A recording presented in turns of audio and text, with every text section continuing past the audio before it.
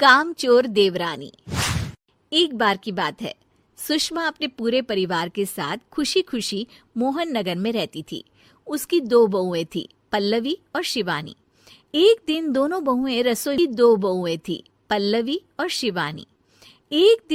बहुएं रसोई में काम कर रही होती है कि तभी उनकी सास सुषमा उन्हें बुलाती है।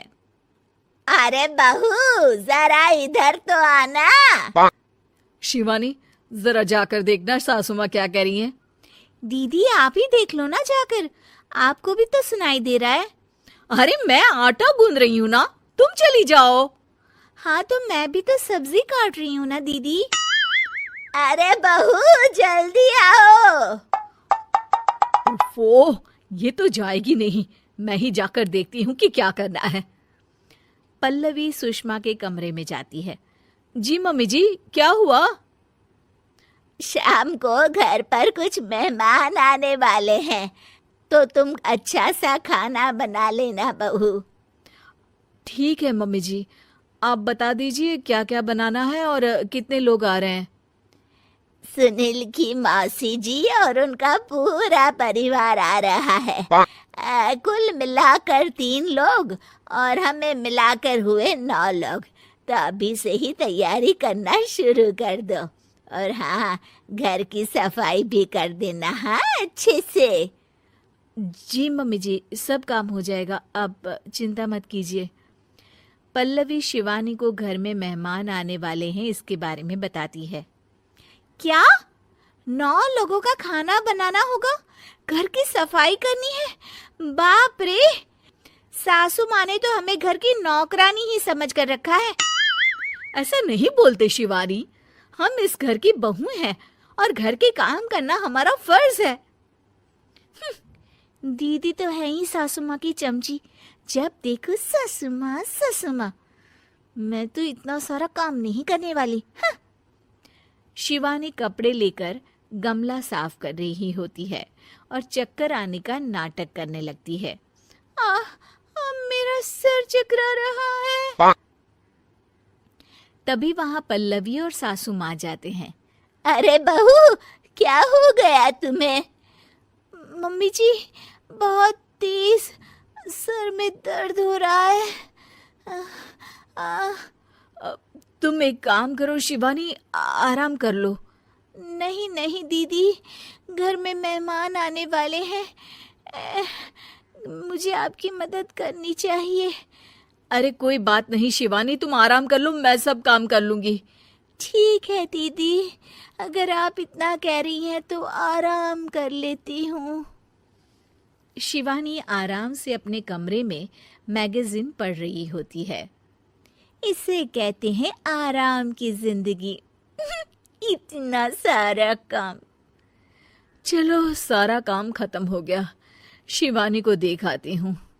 शिवानी अपने कमरे में ईयरफोन में गाने सुनते सुनते सो जाती है और उसके साइड में मैगजीन भी रखी होती है। पल्लवी वहां आ जाती है और वो सब देखती है।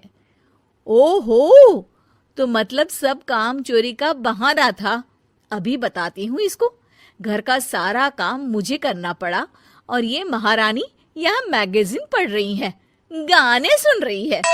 पल्लवी रसोई से एक प्लेट और चम्मच लेकर आती है और शिवानी को थाली बजाकर उठाने लगती है। शिवानी अचानक से उठती है।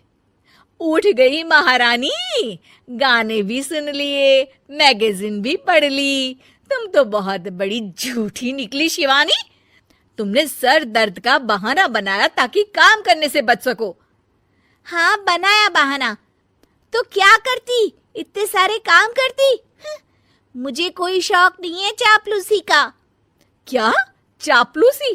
तुम्हें लगता है कि मैं सारे काम चापलूसी के लिए कर रही हूँ? और नहीं तो क्या। तभी वहां सासू माँ आ जाती हैं। अरे बहू, वो लोग बस आने ही वाले हैं, तुम तैयारियां कर लो। जी सासू माँ, तुझे तो मैं बाद में देखती हूँ।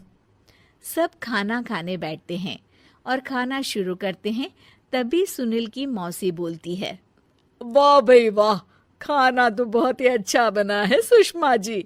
एक एक चीज में क्या स्वाद है। ये सुनकर शिवानी मुंह बना लेती है। उसे अपनी जेठानी की इतनी तारीफ रास नहीं आती। आपकी बहुएं तो बहुत ही अच्छा खाना बनाती हैं। हाँ, बनाती तो दोनों ही अच्छा है, पर आज ना ये सारा खाना बड़ी बहू ने बनाया है। छोटी बहू की तबीयत ठीक नहीं थी, सो इसलिए। मानना पड़ेगा सुषमा जी, आपकी बड़ी बहू तो बहुत ही गुणवान है। पल्लवी की तारीफ सुनकर शिवानी को जलन होती है। पल्लवी ये सुनकर खुश हो जाती है और शिवानी की तरफ देखकर उसे चिढ़ाती है। कुछ देर बाद मेहमानों के जाने का वक्त हो जाता है। मौसी जी सबके लिए उपहार लाई होती है। वो सबको शगुन के पैसे देती हैं और अंत में पल्लवी के पास आती है। तुम्हारे लिए शगुन का लिफाफा तो है ही, पर बहू तुम्हें एक और उपहार भी मिलेगा इतना अच्छा खाना बनाने के लिए। मौसी अपने सोने के कंगन निकालकर पल्लवी को पहना देती है। ये लो, ये मेरे मनपसंद कंगन है, अब से ये तुम्हारे हुए। धन्यवाद मौसी जी। ये देखकर शिवानी तो पूरी तरह से जल जाती है और गुस्से से रसोई में चली जाती है। तभी वहां पल्लवी आ जाती है और उसे अपने कंगन दिखाने लगती है। देवरानी जी, अब आपका सर दर्द ठीक तो है ना? मुझे लगता है कि अब सर दर्द शुरू हो गया होगा आपका।